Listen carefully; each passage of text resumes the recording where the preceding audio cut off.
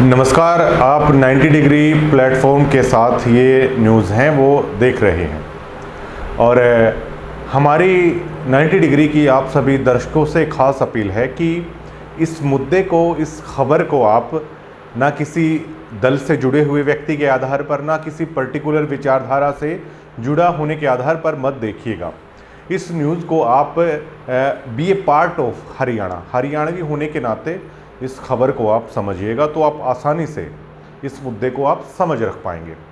अभी हाल ही में जो कुछ पदों पर मतलब भर्ती हुई थी उसको लेकर बड़े सवाल या निशान उठ रहे हैं, जिसमें असिस्टेंट प्रोफेसर हैं जो हिंदी के, जो अनारक्षित वर्ग था उसमें से 67 जो सीटें थी 67 खाली छोड़ दी गई। 60 सीटों में से 41 अभ्यर्थी हैं वो हरियाणा से बाहर के हैं। ये बहुत हैरान और चौंकाने वाली बात है अगर आप हरियाणा से ताल्लुक़ रखते हैं। इसलिए हमने आपको कहा है इस खबर को आप किसी भी विचारधारा, किसी भी दल से ना जुड़ा होकर केवल हरियाणवी होने के आधार पर समझ कर देखिएगा कि 60 अभ्यर्थियों में से अगर हरियाणा राज्य में प्रोफेसर्स की भर्ती पर अगर 41 लोग हैं दूसरे राज्यों से चयनित हो रहे हैं, तो क्या ये इस प्रदेश के लिए चिंता की बात नहीं है? क्या ये आपके लिए, आपके बच्चों के फ्यूचर के लिए, जिन्हें आप इतने महंगे महंगे स्कूल में पढ़ा रहे हैं, या जो बच्चे बहुत ज़्यादा कोचिंग सेंटर में मेहनत कर रहे हैं, क्या ये उनके लिए चिंता की बात नहीं है? यकीनन ये बहुत चिंता की बात है। और इसके अलावा जो असिस्टेंट प्रोफेसर साइकोलॉजी है उसमें 85 पोस्ट उसमें केवल 3 ही बच्चों का सिलेक्शन है उसमें हो पाया है। बहुत हैरानी वाली बात है। भाजपा सरकार पर सीधे सीधे सवाल हैं अब उठ रहे हैं कि आखिर हरियाणा के युवाओं के साथ क्यों कुठाराघात हो रहा है, और क्या अब ये मान लिया जाए कि हरियाणा के जो बच्चे हैं या हरियाणा की जो शिक्षा पॉलिसी है वो पूरी तरीके से खोखली है। और अगर आप ऐसा भी मान लेते हैं कि हमारी शिक्षा प्रणाली है वो पूरी तरीके से खोखली है, तो क्या ये सवाल उस सरकार से नहीं बनता है जो लगातार तीसरी बार अब हरियाणा के लोगों ने जिसे चुना है? ये पहली बार नहीं है जब इस मुद्दे ने सबका ध्यान खींचा हो और सरकार को सीधे सीधे है आम जनता के निशाने पर लाकर खड़ा कर दिया गया हो।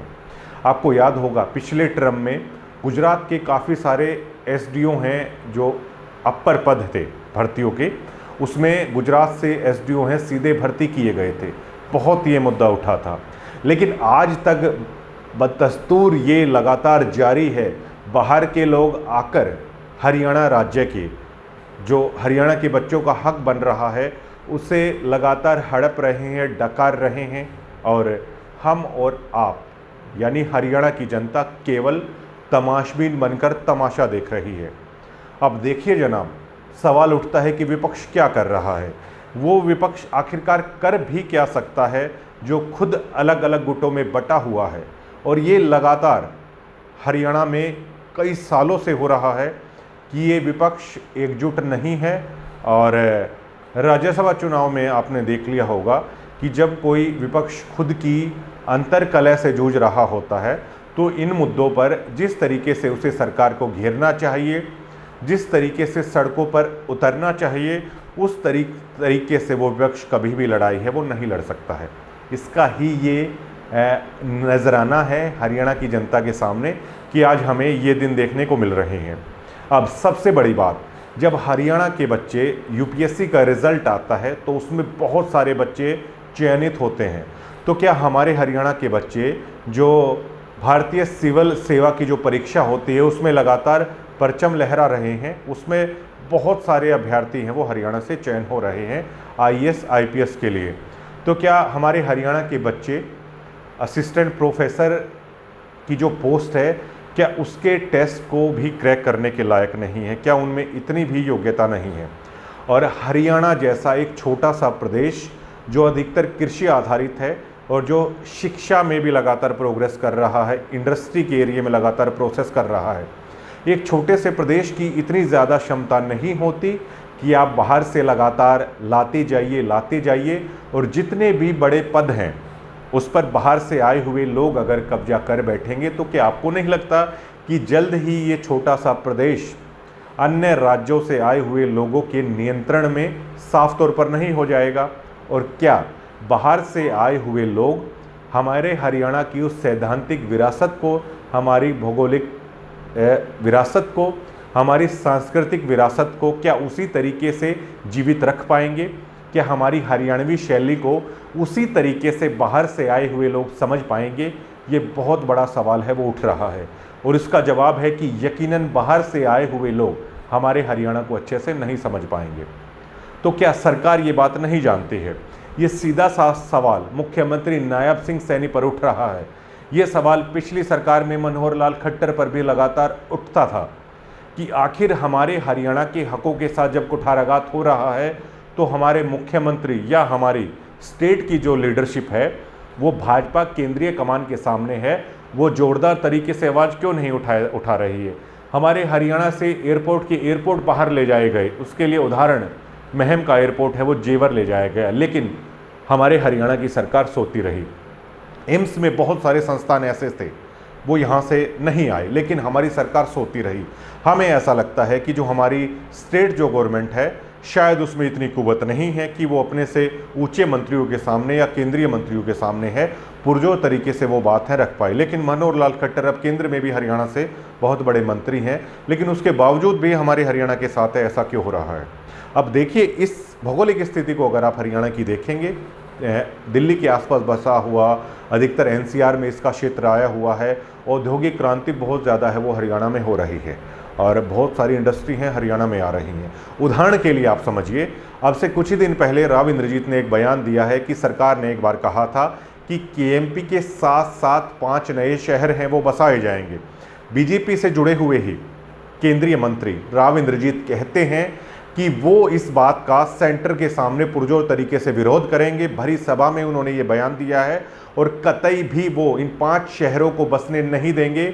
उन्होंने दलील दी है इसके लिए। उन्होंने कहा है कि बाहर से आए हुए लोग, बाहर से आए हुए जो इंडस्ट्री के लोग हैं वो हमारे किसानों की ज़मीनों को पूरी तरीके से चूस लेंगे, निचोड़ लेंगे और प्रोग्रेस के नाम पर इस इलाके के पास फिर कुछ भी नहीं रहेगा। आप इसी से अंदाज़ा लगा सकते हैं कि अगर लगातार इसी तरीके से हरियाणा में बाहर से लोग आते रहे, ये पलायन होता रहा, और इसके लिए सरकार सीधे सीधे जिम्मेदार है। डोमिसाइल पॉलिसी को इतना सरल कर दिया गया है कि अब हरियाणा का नागरिक होना बहुत ज़्यादा आसान हो गया है। वैसे देखिए, ये एक देश तो है, लेकिन अगर आप इसके पासपोर्ट को ध्यान से देखेंगे तो ये भारतीय गणराज्य है, मतलब बहुत सारे राज्यों को मिलाकर एक देश है वो बनाया गया है। इसमें जो स्टेट है उसकी भी एक अवधारणा है, उसका भी एक अहम स्थान है, उसके भी अपने निजी मुद्दे होते हैं। अब अगर इसमें आप बाहर से लगातार लोग आते रहेंगे तो ना केवल हरियाणा की डेमोग्राफिक चेंज होगी, यहाँ के जो संसाधन हैं उनका बुरी तरीके से दोहन है बाहर के लोग करेंगे, उससे यहाँ के स्थानीय आदमी है लगातार पिछड़ते चले जाएंगे, जैसे अब नौकरियों में देखने को मिल रहा है। लेकिन हमारी सरकार सोई हुई है, हमारी जो लीडरशिप है वो सोई हुई है। आखिर राव इंद्रजीत की तरह दूसरे बीजेपी के नेता हैं, वो केंद्र के सामने क्यों नहीं ये कहने की हिम्मत है वो दिखा पा रहे हैं, लेकिन ये लगातार चल रहा है। बदसूरत बाहर से लोग आकर हरियाणा में नौकरी ले रहे हैं, विपक्ष गुमसुम बैठा है। सत्ता में जो लोग हैं उनमें शायद ये बोलने की हिम्मत और कुव्वत नहीं है और लगातार हरियाणा में पलायन भी हो रहा है।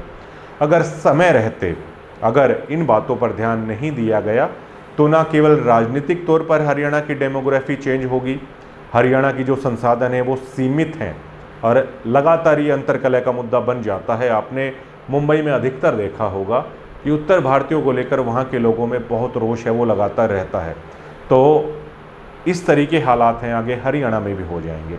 एक हद तक पलायन या बाहर के लोगों को कोई राज्य संभाल सकता है, लेकिन अगर वो हद से ज़्यादा अगर वो पलायन हो जाता है तो उस राज्य के संसाधनों को भी बाहर के लोग पूरी तरीके से चूस लेते हैं, जिससे स्थानीय आदमी ना मेजॉरिटी में रह पाता है और स्थानीय आदमी कहीं ना कहीं पिछड़ता हुआ है वो चला जाता है। ये कहीं ना कहीं बहुत बड़ी चिंता की बात है। इसको लेकर आप क्या समझते हैं, अपने बच्चों के भविष्य को लेकर क्या समझते हैं, और हरियाणा में जो लगातार ऐसा हो रहा है क्या इसको लेकर चाहे सत्ता में बैठे हुए लोग हों चाहे विपक्ष में बैठे हुए लोग हों, क्या अब उनको इस समय नहीं आ गया है कि वो पुरजोर तरीके से इन सभी बातों का विरोध करें जो हमारी शैक्षणिक पद्धति पर लगातार सवालिया निशान है वो उठ रहा है, जो हमारे युवाओं के साथ लगातार ये मजाक किया जा रहा है जिस तरह के रिजल्ट सामने आ गए हैं। तो आप 90 डिग्री को कमेंट के माध्यम से है ज़रूर बताइए ये बात, क्योंकि ये मुद्दा हरियाणा के भविष्य से जुड़ा हुआ है, आने वाली पीढ़ियों से जुड़ा हुआ है। वर्तमान में जो युवा लगातार मेहनत कर रहे हैं, अथक प्रयास कर रहे हैं, उनसे जुड़ा हुआ है। शुक्रिया।